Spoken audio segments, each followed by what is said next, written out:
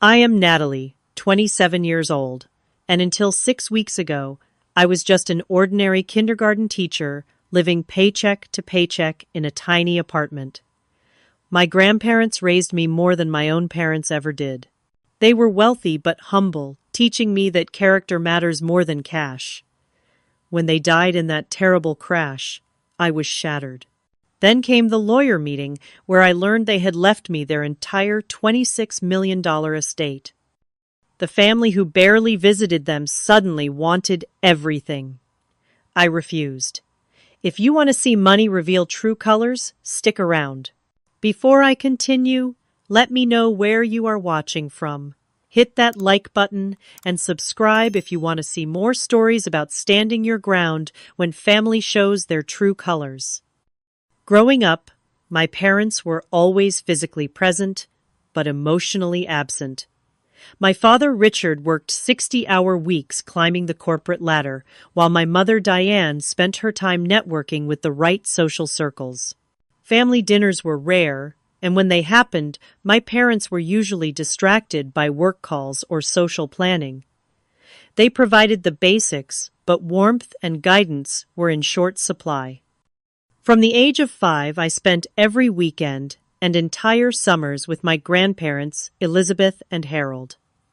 Their modest 4-bedroom house became my true home. Despite having significant wealth, they lived simply. Their 3-acre property had a vegetable garden where Grandpa Harold taught me to grow tomatoes and zucchini. Grandma Elizabeth showed me how to bake cookies from scratch and sew buttons. They attended every school play and soccer game my parents missed. My grandparents built their fortune from nothing. They started a small logistics company in their garage in the 1970s with just one truck and a dream. By the time I was born, Alexander Logistics had become a regional powerhouse, with a fleet of 200 trucks and 5 warehouses across 3 states. Yet you would never know their net worth by looking at them.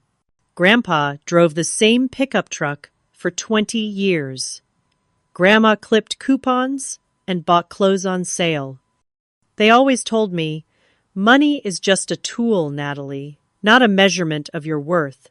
Use it to build something meaningful, not to impress people who do not matter." This philosophy was precisely what created the rift with my father. As their only son, he grew up expecting to inherit everything and live lavishly. He resented their frugality, calling them stingy and old-fashioned. What he saw as deprivation, they saw as character building. They paid for his college education but expected him to work summer jobs. When he graduated, they helped him, with a down payment on a modest starter home, not the luxury condo he wanted. The final break came when my father demanded a senior position at their company, despite having no relevant experience. My grandparents refused, saying he needed to earn it like everyone else. He stormed out, taking a corporate job instead, and their relationship was never the same. For me, they took a different approach. They paid for my education in full, allowing me to graduate debt-free, but they encouraged me to choose a career based on passion rather than profit. When I decided to become a kindergarten teacher, they were genuinely thrilled, even though my starting salary was barely above minimum wage. Throughout my adult life, I maintained a close relationship with my grandparents. We had standing Sunday dinners every week. I helped them navigate new technology, setting up their smartphones, and showing them how to video chat. They taught me their family recipes and told stories about their youth. During holidays, I always stayed with them rather than at my parents' house, which caused endless friction with my mother, who saw it as a personal rejection. I lived in a 1-bedroom apartment, about 20 minutes from my grandparents' home. It was small but cozy, filled with second-hand furniture and plants. My salary at Sunshine Elementary School was modest, but it covered my needs. I found joy in simple pleasures, like reading books from the library, hiking in the state park, and volunteering at the animal shelter. My grandparents respected my independent lifestyle, though they occasionally surprised me with practical gifts like new winter tires or a high-quality blender. 6 weeks ago, everything changed. I was grading papers on a Tuesday evening when I got the call from the police. My grandparents had been driving home from their favorite restaurant when a drunk driver ran a red light, hitting their car at full speed. They died instantly. The officer said they did not suffer, but that brought little comfort. The funeral was a blur. I remember my parents taking charge of the arrangements, arguing with the funeral director about costs. My brother Jason flew in from California, spending most of the time on his phone. Aunt Pam cried dramatically for photos, but stopped the moment cameras were put away. Uncle Steve just stood awkwardly in corners, following Aunt Pam like a shadow. None of them had visited my grandparents in years, yet suddenly they were acting like the grieving family. I just felt numb. The two people who truly understood and supported me were gone forever.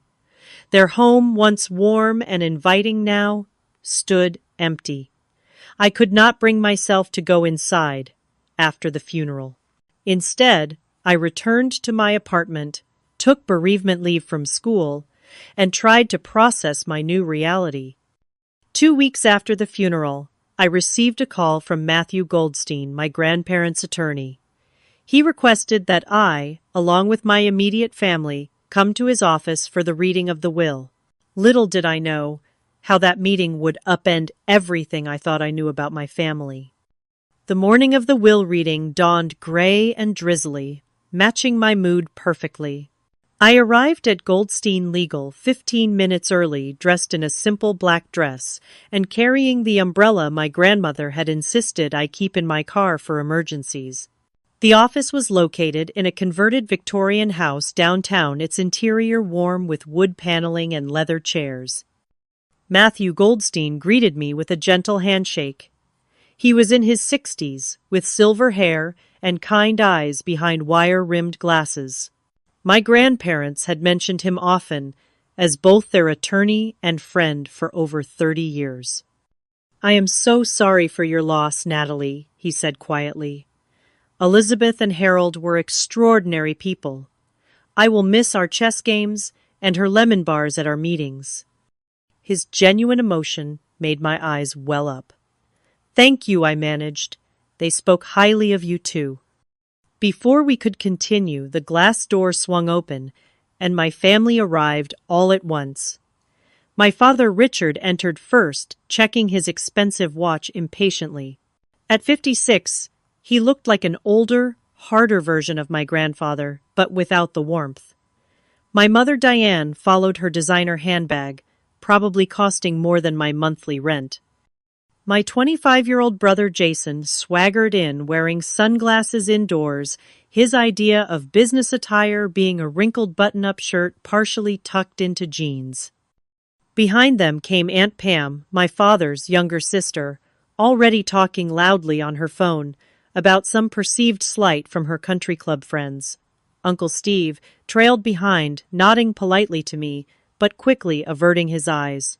They had been married for 20 years, but I had rarely heard him speak more than a few sentences at family gatherings. "Well, let's get this over with," my father announced without bothering with greetings. "Some of us have actual businesses to run." Matthew smiled thinly. "Of course, Richard. Please follow me to the conference room. We are all here now." The tension in the room was palpable as we settled around a large oak table. My father sat at one end as if claiming authority, while I chose a seat near Matthew's position at the head. The others arranged themselves according to their usual alliances, my mother next to my father Jason, next to her Aunt Pam, and Uncle Steve across from them. "Before we begin," Matthew said, "I want to clarify that Elizabeth and Harold were of completely sound mind when they updated their will last year. They were thorough in their considerations and explicit in their wishes." My father snorted. "Just read it, Matt. We know how it goes. Dad built the business. I am his son. Standard inheritance procedure." Matthew ignored the interruption and opened a leather portfolio. He adjusted his glasses and began to read. "I, Harold Alexander, and I, Elizabeth Alexander, being of sound mind and body, do hereby declare this our last will and testament. The formal legal language continued for several minutes, with Matthew detailing revocations of previous wills and appointment of executors. My family shifted impatiently. Finally, he reached the section everyone was waiting for. We hereby bequeath our entire estate, including, but not limited to, all cash assets, totaling approximately $8 million. Our investment portfolio valued at approximately $12 million. All real estate holdings, including our primary residence valued at $5 million, and our 25% ownership stake in Alexander Logistics, valued at approximately $1 million, to our beloved granddaughter, Natalie Grace Foster. The room went completely silent. I stopped breathing for a moment, certain I had misheard. Matthew continued, "We specifically and intentionally make no provisions for our son Richard Alexander, our daughter-in-law Diane Alexander, our grandson Jason Alexander, our daughter Pamela Davis, or our son-in-law Stephen Davis, as we have provided for them during our lifetime, and have made our reasons clear to our attorney." "Let me see that," my father shouted, standing up so abruptly his chair tipped backward. He snatched the document from Matthew's hands, scanning it frantically. "This is ridiculous," my mother joined in. $26 million to a kindergarten teacher. She would not know the first thing about managing that kind of money. Jason slammed his hand on the table. "What about me? I am family too. I need startup capital for my business ventures." Aunt Pam turned to me, her face flushed with anger. "What did you do? How did you manipulate them into this?" I sat in shocked silence, unable to process what was happening. $26 million. My modest grandparents had accumulated that much, and they left it all to me. Matthew calmly retrieved the will from my father's grip. "If you will all please take your seats, there is more." Harold and Elizabeth recorded a video message to be played at this time. He pressed a button on a remote, and the large screen on the wall illuminated. My grandparents appeared sitting side by side on their living room sofa. My heart clenched at seeing them alive again, looking exactly as they had the last time I visited. Grandpa Harold spoke first. "If you are watching this, it means we have passed on. We want to explain our decisions directly, to prevent any misunderstandings." Grandma Elizabeth continued, "Richard, Pam, we love you as our children, but we have been deeply disappointed by the values you have embraced and passed to your own children, with the exception of Natalie. For decades, my grandparents explained they had watched my father and aunt prioritize material wealth over relationships, treating them as a resource to be tapped rather than as parents to be cherished. They detailed years of missed family events, requested loans never repaid, and dismissive attitudes toward their modest lifestyle choices. "The business we built," Grandpa said, "was never about amassing wealth for its own sake. It was about creating security for our family and opportunities for our employees. We built it through hard work, integrity, and treating people fairly. Natalie is the only one who has demonstrated these values consistently," Grandma added. "She visits us not because she wants something, but because she genuinely cares. She has chosen a career helping children despite the low pay, because it fulfills her purpose. We trust Natalie to be a good steward of what we have built," Grandpa continued. "She will honor our legacy and use these resources wisely, not squander them on status symbols or get-rich-quick schemes."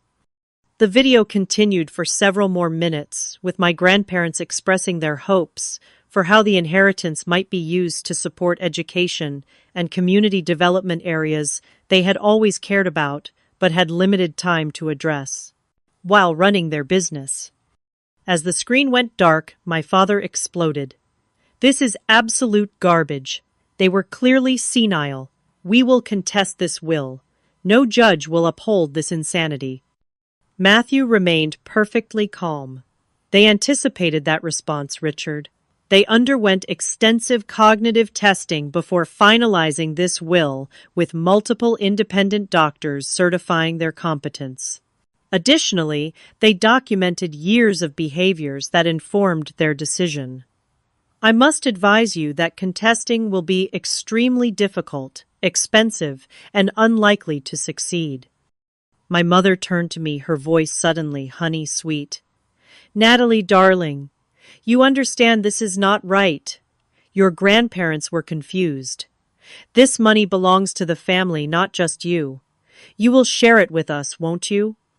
I felt cornered, all eyes on me. I have to think about this, I stammered. I had no idea they would do this. Think about it, Jason scoffed. There is nothing to think about. That money should be divided equally. Or managed by someone with actual business experience, my father interjected, meaning himself. As the arguing intensified, Matthew gently touched my arm. You do not have to decide anything today, Natalie. Take time to process. My office will handle all immediate matters related to the estate. He handed me a thick envelope. This contains all the relevant documents, keys to their house, and contact information for their financial advisors. Call me anytime with questions.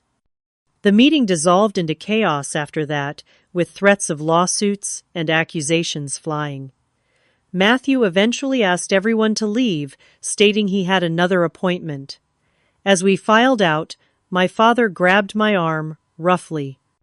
This discussion is not over, he hissed. Come to our house tonight at 6. We will sort this out as a family. His tone made it clear this was not a request. I nodded numbly, too overwhelmed to argue. As they departed in their separate luxury vehicles, I sat in my 10-year-old sedan in the parking lot, clutching the envelope and wondering how inheritance meant to be a blessing had so quickly become a curse.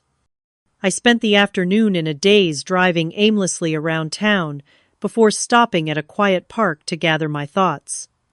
The envelope from Matthew sat unopened on my passenger seat.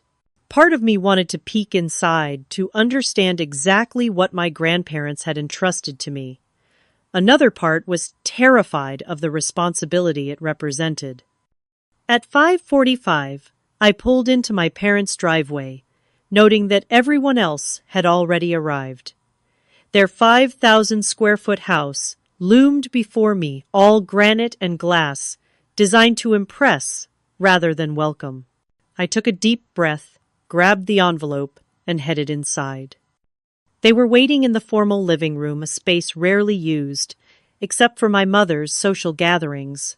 My father stood by the fireplace, tumbler of scotch in hand. My mother perched on the edge of an uncomfortable-looking designer chair. Jason sprawled across the sofa, scrolling through his phone, while Aunt Pam paced nervously. Uncle Steve stood by the window, gazing out, as if wishing to be elsewhere. Finally, my father said when I entered, "Sit down, Natalie." I chose a chair near the door, suddenly aware I might need a quick exit.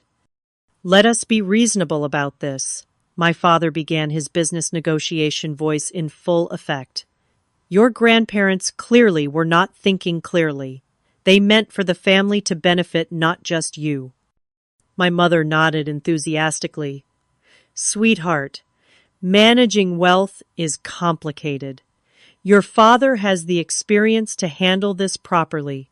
You can still get a nice portion, perhaps enough for a down payment on a real house instead of that apartment." The condescension in her voice made my skin crawl, but I remained silent. Emboldened by my lack of response, my father continued. "Here is what we propose. You sign over the estate to me as the financial head of the family. I will ensure everyone gets their fair share. You will receive 10%, which is more than generous considering your limited needs." 10%, I finally found my voice. That would still be over $2 million. Exactly, Jason jumped in. More than enough for a teacher. I need at least $5 million for my cryptocurrency exchange platform. It is going to be huge. I looked at him skeptically.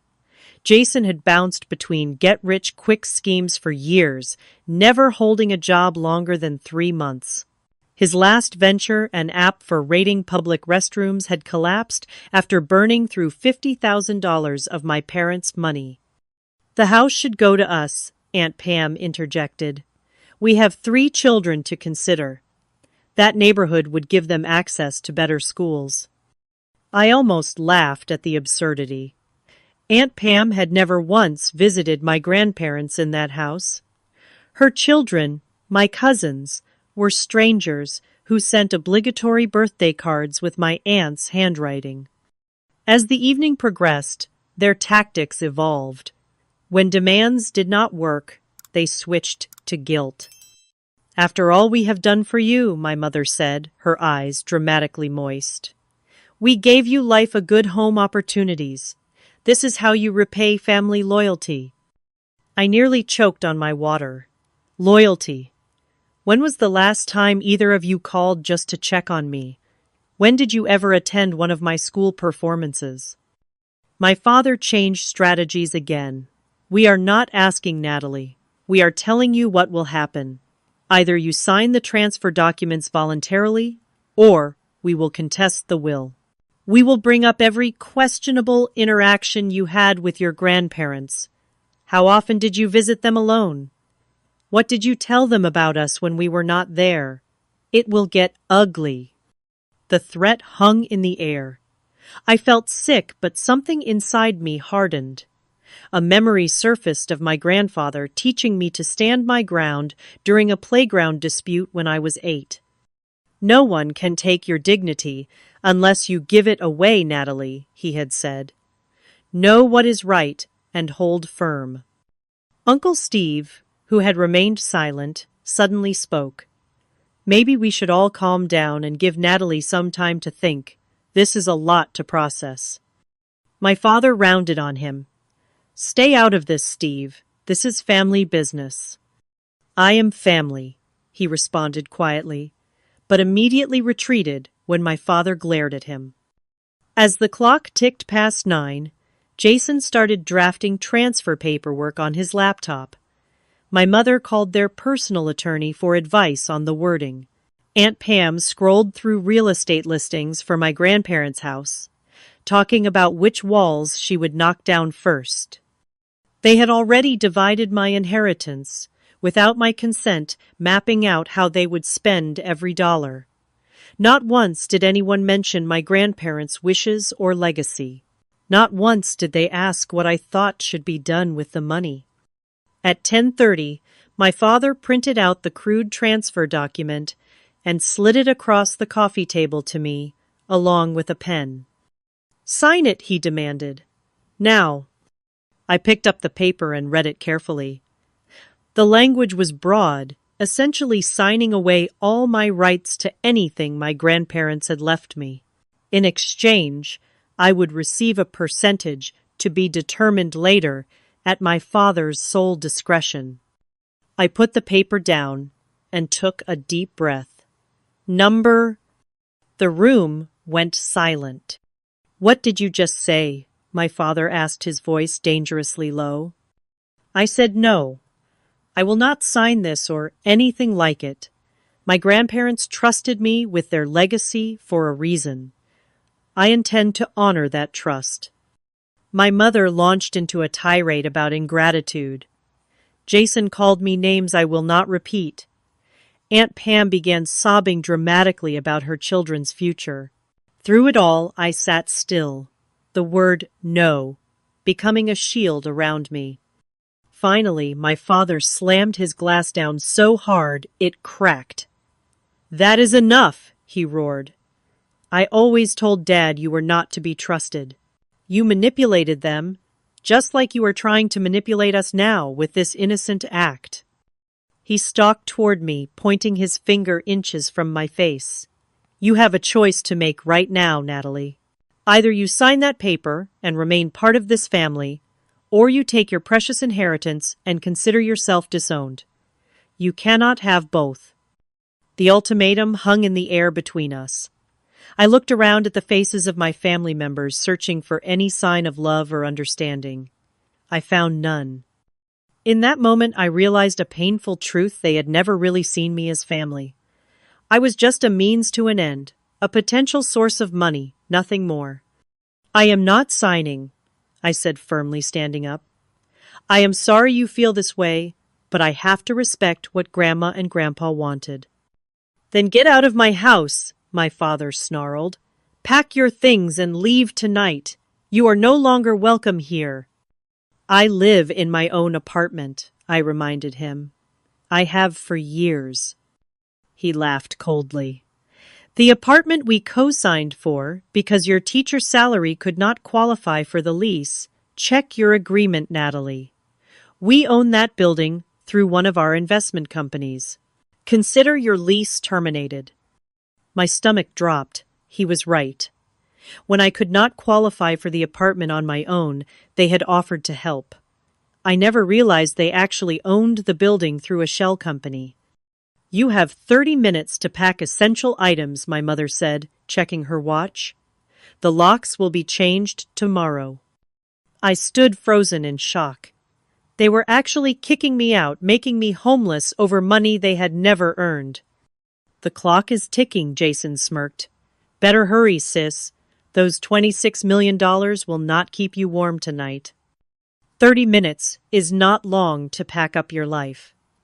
I moved on autopilot, grabbing clothes, toiletries, important documents, and a few sentimental items.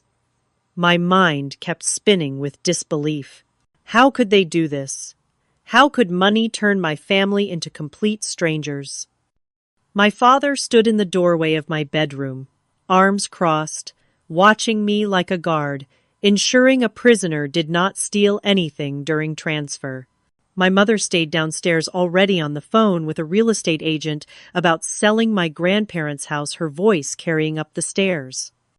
You were never really part of this family anyway, my father said coldly, as I stuffed clothes into a duffel bag. Your mother and I were going to divorce before she got pregnant with you. You were the obligation that kept us together. The casual cruelty of his revelations staggered me. I had always sensed I was unwanted, but having it confirmed so bluntly was another matter entirely. We have wasted enough time and money on you, my mother added, appearing in the doorway. Your private school tuition, braces, summer camps, all those dance lessons you were terrible at. Consider this the end of our investment. Investment. Not love or care, but investment, as if I were a stock that had performed poorly. Jason appeared next, leaning against the wall with a smug expression. You will regret this when you have nothing, and no one, he said. That money will run out faster than you think. And then what?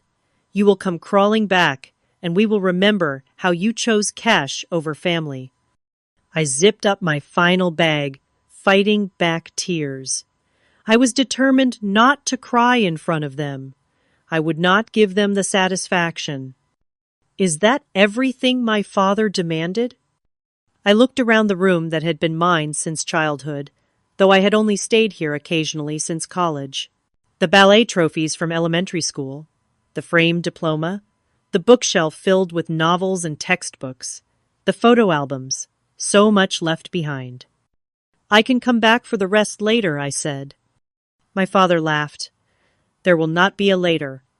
Whatever you leave tonight goes to charity or the trash. Your call. The finality of it hit me. They were erasing me from their lives completely, all because I would not give them money they had done nothing to earn. I grabbed my grandmother's quilt from the bed and stuffed it into my already overflowing bag. I would not leave that behind. With 3 bags slung over my shoulders and another in my hand, I made my way downstairs. No one offered to help. At the front door, I turned around one last time. My family stood in a line, faces set in various expressions of anger, disappointment, and smug satisfaction. "You might have money now," my mother said, "but family is forever. You will realize what you have thrown away." "I am not the one throwing away family," I replied quietly. "You are." With that, I walked out the door and into the cool night air. The door slammed behind me with disturbing finality. Standing beside my car in the driveway, I suddenly felt the weight of everything crashing down. I was effectively homeless. My apartment was no longer mine. My family had disowned me. In the span of a few hours, I had gained millions, but lost the only support system I had ever known, flawed as it was. I sat in my car and finally allowed the tears to come. They streamed down my face as I gripped the steering wheel, great heaving sobs that made my whole body shake. I cried for my grandparents, whose absence felt more acute than ever. I cried for the family I had always hoped for but never truly had. Mostly I cried for myself, suddenly adrift in a world that had completely changed. After what felt like hours, but was probably only minutes, I wiped my eyes and started the car. I had nowhere to go. Hotels required credit cards with available limits I did not have. Friends were an option, but explaining this situation seemed impossible at nearly midnight. Then I remembered the envelope Matthew had given me. Pulling it out, I found a set of keys with a familiar rabbit-shaped keychain my grandmother had cherished. The keys to my grandparents' house. The house that was now unbelievably mine. The drive to their neighborhood took 20 minutes. With each mile, I felt simultaneously pulled toward the comfort of their home and terrified of entering it without them there. I had avoided the house since the funeral, unable to face the emptiness. The porch light was on when I arrived, probably on a timer my grandfather had set. I sat in the driveway for several minutes, gathering courage. Finally, I grabbed one bag and approached the front door, the key shaking in my hand. The house smelled exactly the same, a mixture of my grandmother's lemon, verbena, potpourri, and the wood polish my grandfather used on the furniture every Sunday. I flipped on the lights, half expecting to hear their voices calling a greeting from the kitchen. The silence was deafening. I made my way to the guest room I had always used, dropping my bag on the bed. Everything was exactly as I had left it after my last weekend visit, a month before the accident. The novel I had been reading still sat on the nightstand, a bookmark, indicating my progress. Fresh towels were folded on the dresser placed there by my grandmother in anticipation of my next stay. The thoughtfulness of it, the expectation of continuity they could not have known would be broken, undid me again. I sank onto the bed and cried, until exhaustion overtook me, falling asleep, fully clothed on top of the covers. Morning came with disorienting brightness. For a moment, I expected to smell coffee brewing and hear my grandfather's off-key whistling from downstairs. Reality crashed back as I recognized the silence. They were gone, and somehow I had inherited both their fortune and their enemies, all in the form of my own family. My phone had blown up overnight with texts and missed calls, most from my father and mother, alternating between threats and sudden attempts at reconciliation. "We can work this out if you will be reasonable." Read one message from my mother. My father was less subtle. "You have 24 hours to reconsider before we file suit." Jason sent a single text, enjoying the big, empty house. Not for long. That last one sent a chill down my spine. It sounded like a threat, not just bluster. I forwarded it to Matthew, who responded immediately. "Stay where you are. I will be there in 30 minutes. Do not open the door for anyone else." His urgency alarmed me, but also provided strange comfort. At least someone was on my side. Matthew arrived exactly 30 minutes later carrying a briefcase and a cardboard drink carrier with 2 coffees. I ushered him into the kitchen, where we sat at the breakfast nook my grandparents had used for casual meals. "First things first," he said, sliding a coffee toward me. "Your family has already contacted 3 different attorneys about contesting the will. I anticipated this and have prepared countermeasures." I wrapped my hands around the warm cup. "They kicked me out last night. My father apparently owns my apartment building through some investment company." Matthew nodded grimly. Typical Richard tactics. Using leverage to force compliance. He began pulling documents from his briefcase. "What he did not tell you is that your grandparents provided for this exact scenario." He showed me a deed to a small cottage about 20 minutes outside town. "Your grandmother bought this property 5 years ago as an investment, but kept it in a separate trust for you. Richard does not know about it. You have somewhere to go if you need it." Relief washed over me. At least I would not be homeless. But the idea of hiding out while my family circled like vultures did not sit well. "There is something else you should know," Matthew continued. "You are not alone in this. Your grandparents had many loyal friends and associates who understood the situation with your family." As if on cue, a knock sounded at the back door. Matthew smiled. "That would be Carlos." Carlos. The name was vaguely familiar. Carlos Ramirez, Matthew explained. "He has been your grandparents' estate manager and handyman for 15 years. He lives in the guest house at the back of the property." I answered the door to find a man in his early 50s with salt and pepper hair and kind eyes. He held his hat in his hands respectfully. "Miss Natalie," he said warmly, "I am very sorry about your grandparents. They were wonderful people. I saw your car this morning and wanted to check if you needed anything." The simple kindness nearly brought me to tears again. "Thank you, Carlos. I am a bit overwhelmed, to be honest." Carlos nodded. "Mr. Harold and Mrs. Elizabeth worried about that. They asked me to look after you if anything happened to them. The house, the grounds, everything is maintained. I have been keeping watch." Matthew invited Carlos to join us at the table.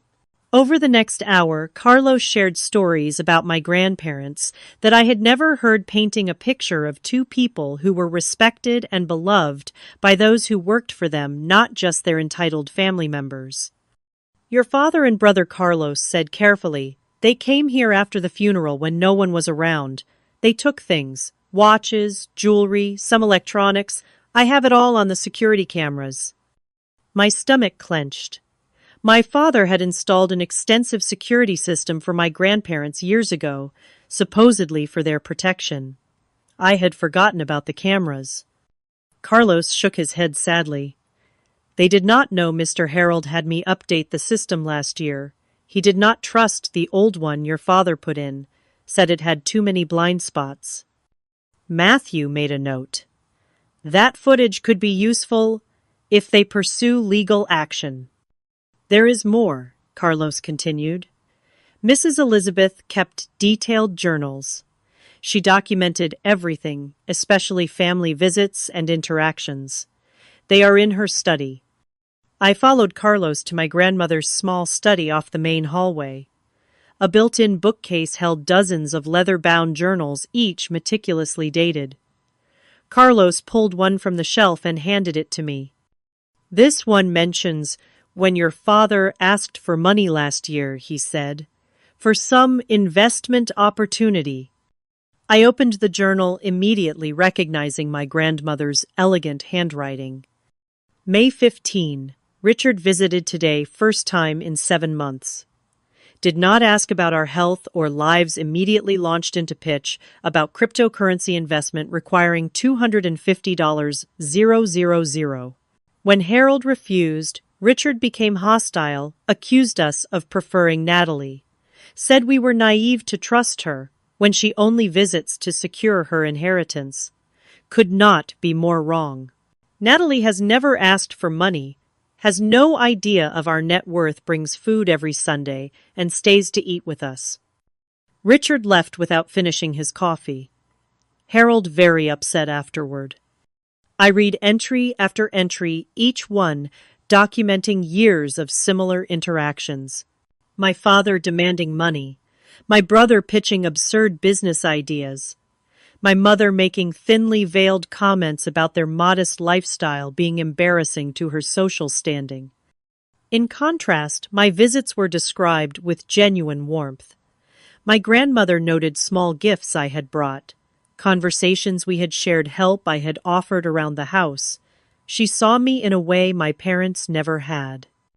As I read, the doorbell rang. Carlos went to answer it, returning with an older woman in a practical dress and cardigan. Dorothy Reynolds, he introduced her. Your grandparents' housekeeper for 20 years. Dorothy hugged me tightly. You look just like Elizabeth when she was young, she said. She was so proud of you. Over the next several hours, more people arrived. Rosa Martinez, my grandparents' business partner, who knew every detail of Alexander Logistics and offered to guide me through understanding the company. George Patel, their investment advisor, who brought comprehensive portfolios showing exactly how my inheritance was structured. Sarah Johnson, their neighbor for 30 years, who brought a homemade casserole and stories about neighborhood gatherings I had attended as a child. Each person who arrived brought not only information but genuine affection. They had all loved my grandparents, and by extension cared about me and my well-being. While going through my grandmother's desk, Dorothy found a hidden compartment containing letters from my father spanning decades. Each one requested money, some with thinly veiled threats about cutting off access to me if they refused. She also kept this, Dorothy said, handing me a USB drive, security footage from after the funeral. Your mother was going through Elizabeth's jewelry before the reception even ended. She took several valuable pieces, claiming Elizabeth would have wanted her to have them. My grandparents, it seemed, had been documenting my family's behavior for years, perhaps knowing this day would come. They had created not just a financial safety net for me, but a network of support and evidence that would protect their wishes. Around 4 in the afternoon, as Matthew was guiding me through the complex financial documents, my phone pinged with a text from Jason. Hope you are enjoying Grandma and Grandpa's house while you can.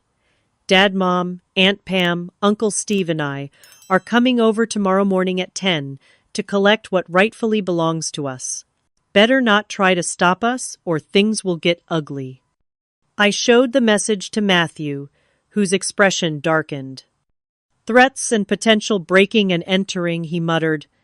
I think it is time to activate the final part of your grandparents' plan. He made several phone calls in quick succession, speaking cryptically about meetings and evidence. When he finished, he turned to me with a determined expression. Your grandparents anticipated this exact scenario, Natalie. They knew Richard and the others would not accept their decision. They prepared for it. Tomorrow morning we will be ready for them. But tonight, I suggest you review these materials so you understand exactly what you are fighting for. He gestured to the pile of journals, financial documents, and legal papers spread across the dining room table. Your grandparents built more than just wealth. They built relationships based on trust and respect. That is their true legacy to you. As everyone except Carlos left for the evening, promising to return the next morning, I felt a strange calm settling over me. I was not alone in this fight. My grandparents had ensured that. They had given me not just their money, but their wisdom and their community. I spent the evening reading through journals and financial reports, getting to know my grandparents in a new way. They had been strategic, thoughtful, and meticulous in their planning. Everything they had done was deliberate, including their choice of heir. For the first time since the will reading, I felt equal to the responsibility they had entrusted me with. I would not let them down. As I prepared for bed, another text came through from Jason Better, sleep with one eye open, sis. Tomorrow you will see what happens to people who steal from this family. Instead of fear, I felt resolve hardening within me.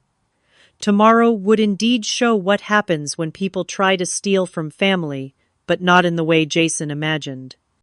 I woke early the next morning, anxious but determined. By 8 a.m., Matthew had arrived with coffee and pastries, along with a thick folder of legal documents. These are restraining orders ready to be filed if necessary, he explained. And these are cease and desist letters addressing the specific threats Jason made. Dorothy arrived next immediately, taking over the kitchen to prepare breakfast.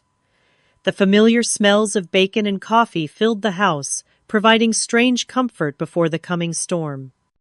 By 9:30, the house had filled with supporters. Carlos positioned himself by the front door, a silent guardian. Rosa Martinez, my grandparents' business partner, set up her laptop at the dining table, ready to present financial evidence if needed. Dorothy bustled around, ensuring everyone had coffee and food, her presence alone a connection to my grandparents' hospitality. At 9:45, cars began pulling into the long driveway. First, my father's black luxury sedan, then my mother's white SUV, followed by Aunt Pam and Uncle Steve's midlife crisis red convertible, and finally Jason's impractical sports car he could only afford because my parents paid his rent. "They are early," Matthew observed, trying to catch us off guard. As the doorbell rang, aggressively followed by pounding, Matthew nodded to Carlos, who opened the door. My father stood on the threshold, momentarily surprised to see someone other than me answering. Behind him, the rest of my family clustered together, expressions ranging from angry to smug. "Where is Natalie?" my father demanded. "This is family business." Carlos remained immovable. "Miss Natalie is expecting you. Please come in." My family filed into the foyer, stopping short when they saw the gathering in the living room. I stood in the center, Matthew, slightly behind me to my right. "What is this?" my mother asked, her voice brittle. "You brought outsiders into a private family matter." Before I could answer, the front door opened again, and 3 more people entered. First came Judge Robert Henderson, a tall, dignified man in his 70s who had been my grandparents' friend for decades. He was followed by Police Chief Maria Williams, whose daughter's education had been supported by my grandparents' charitable foundation. Last came Thomas Jang, my grandparents' financial advisor for over 20 years. My father's face paled at the sight of Judge Henderson.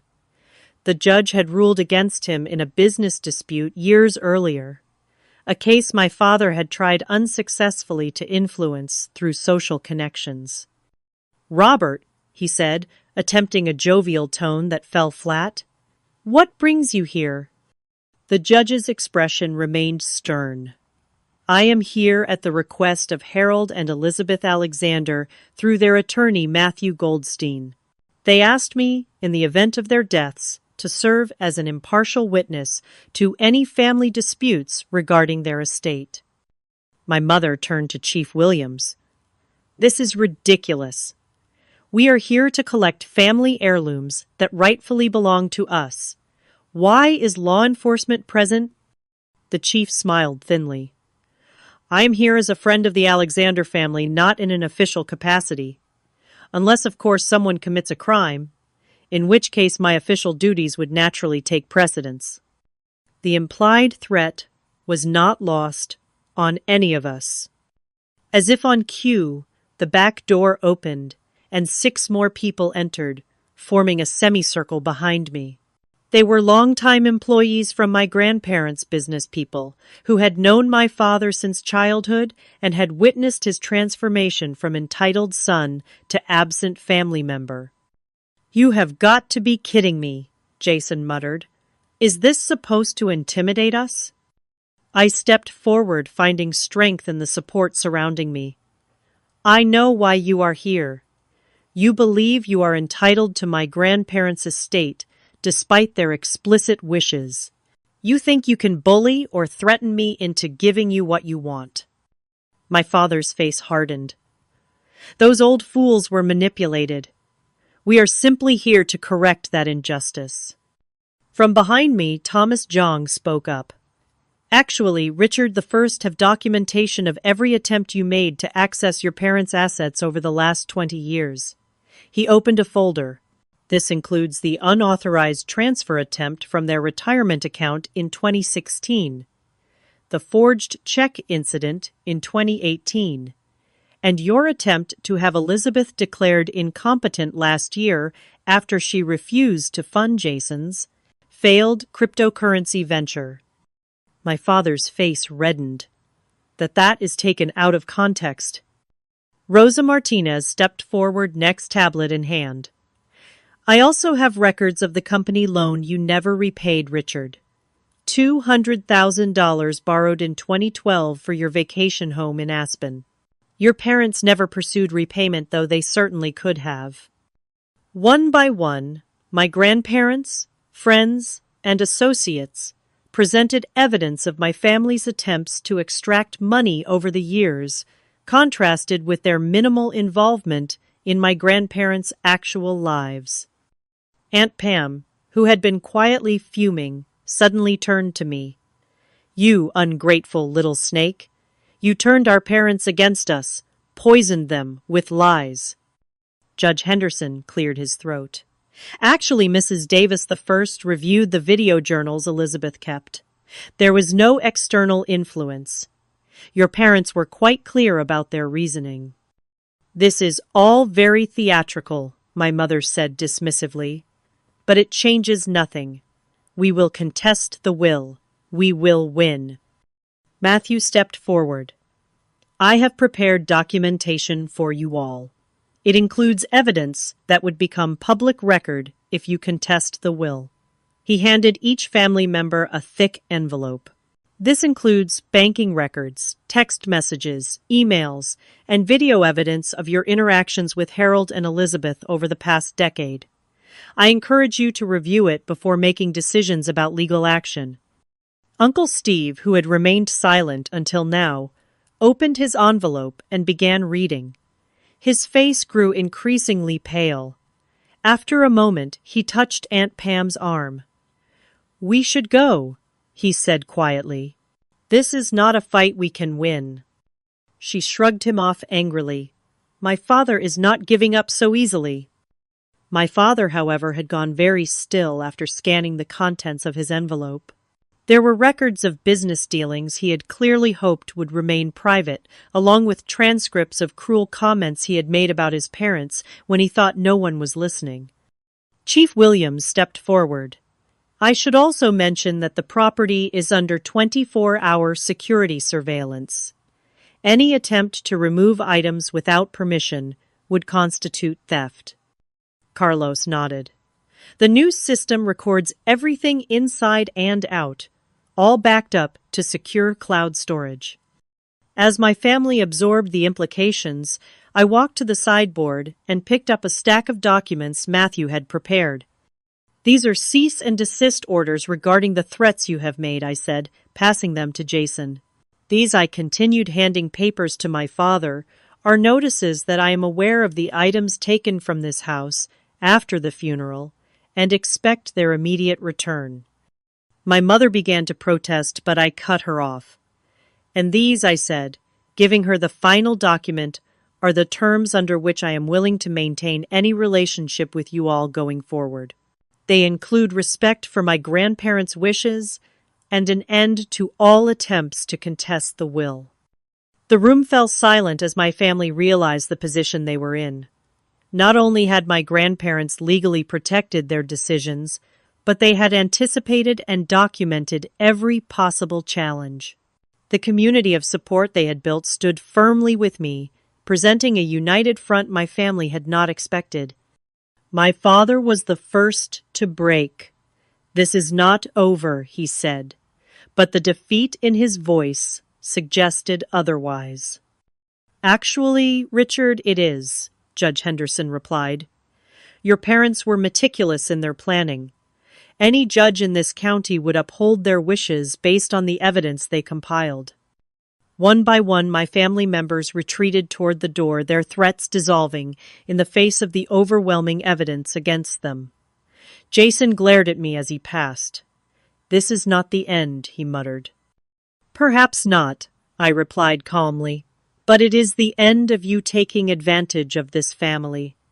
My grandparents saw who you really are. That is why we are all here today."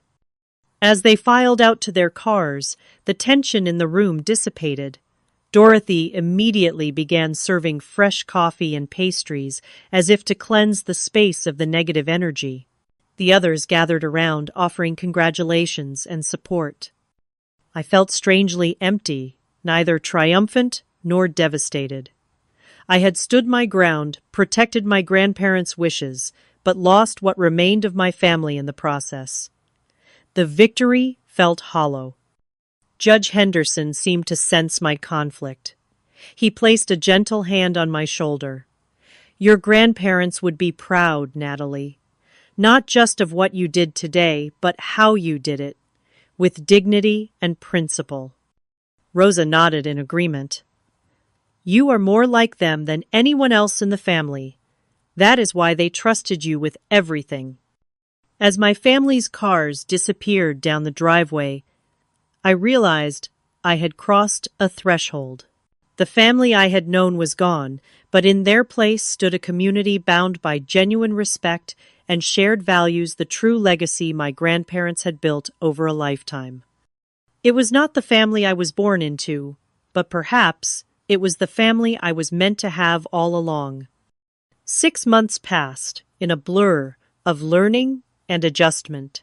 The first weeks after the confrontation were the hardest, filled with legal paperwork, financial decisions, and the painful process of accepting that my biological family had chosen money over relationship. They made a few half-hearted attempts to reconcile, but only when they needed something, proving that nothing had really changed.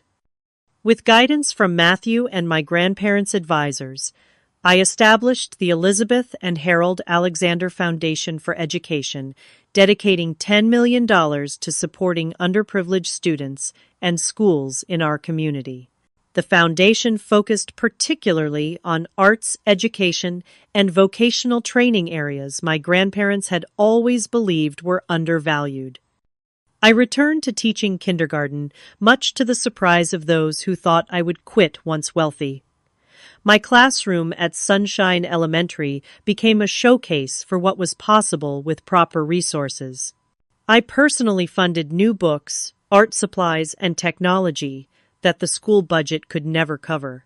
Every child got healthy snacks daily and winter coats if they needed them. Small expenses for me that made huge differences in their lives. Under Rosa Martinez's mentorship, I learned the basics of running Alexander Logistics. While I did not take an active management role, I ensured the company maintained my grandparents' values, including their profit-sharing program for employees and generous retirement benefits. The business continued to thrive, providing stable employment for over 100 people in our community. My grandparents' house, once painfully empty, gradually became a home again. I moved from the guest room into the master bedroom, though it took months before I could sleep there without feeling like an intruder.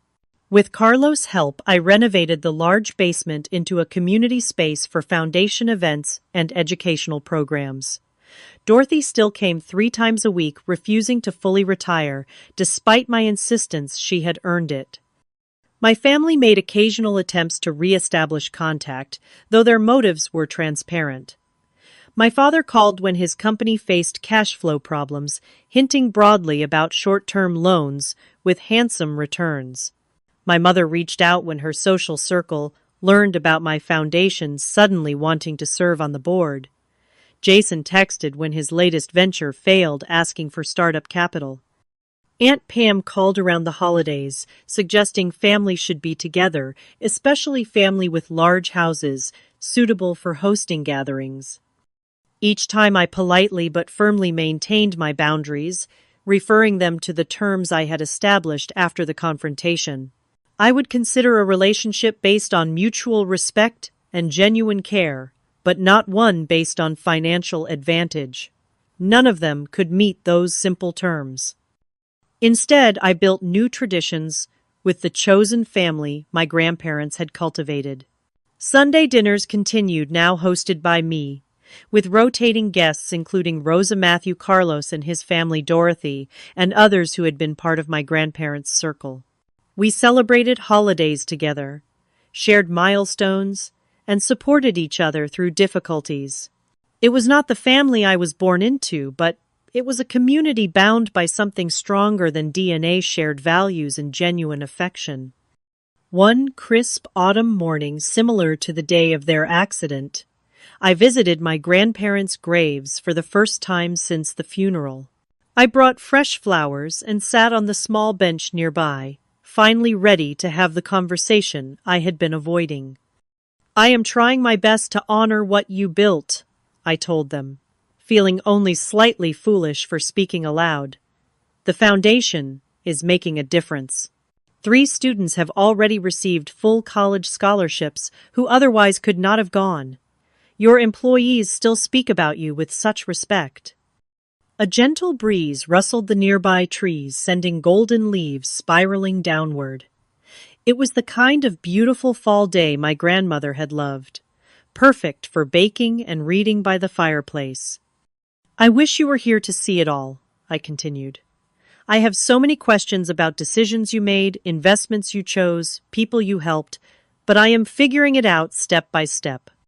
In the months since inheriting, I had discovered numerous quiet charities my grandparents had supported anonymously. Children whose medical bills they had paid, families whose homes they had saved from foreclosure, employees whose children they had put through college, all without public recognition or praise. "Thank you for trusting me," I whispered. "I understand now why you made the choice you did. It was never really about the money. It was about values, about using resources for something meaningful rather than status or power." As I sat there, memories washed over me, not with the sharp pain of recent grief, but with a bittersweet appreciation for the time we had shared.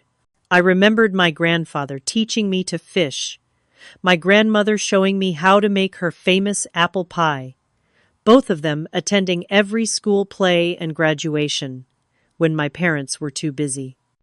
The inheritance had never been primarily about money. It had been about entrusting me with their legacy, their values, their vision of what wealth could accomplish when used with purpose and compassion. The next day, I hosted the Foundation's first major event, a scholarship ceremony for 20 high school seniors who would receive full college funding. As I watched these bright, determined young people accept opportunities that would change their trajectories, I felt my grandparents' presence strongly. Among the recipients was Maria Vasquez, a brilliant young woman who reminded me of myself at that age, full of potential but limited by financial constraints. She planned to become a teacher to give back to her community just as she had been supported. As the event concluded, Maria approached me, tears in her eyes. "My parents both work 2 jobs," she said. "No one in my family has ever gone to college. This changes everything, not just for me, but for my younger siblings, who now see it is possible." In that moment, I understood completely what my grandparents had been building all along. Not just a business or a fortune, but a legacy of positive impact, a ripple effect that would continue long after they were gone. They had trusted me to amplify that effect, to carry their values forward in ways they would never see but had envisioned. The money had indeed revealed true colors, showing me who valued wealth over relationship.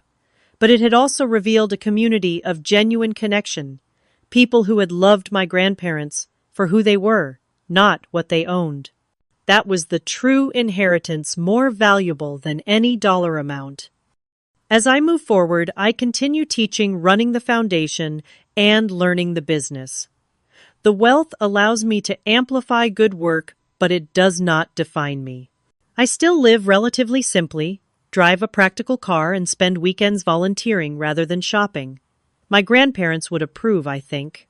They always said money was a tool, not a goal. I finally understand what they meant. What is your experience with family and inheritance? Have you ever had to stand up to pressure from loved ones to do what you knew was right? I would love to hear your stories in the comments.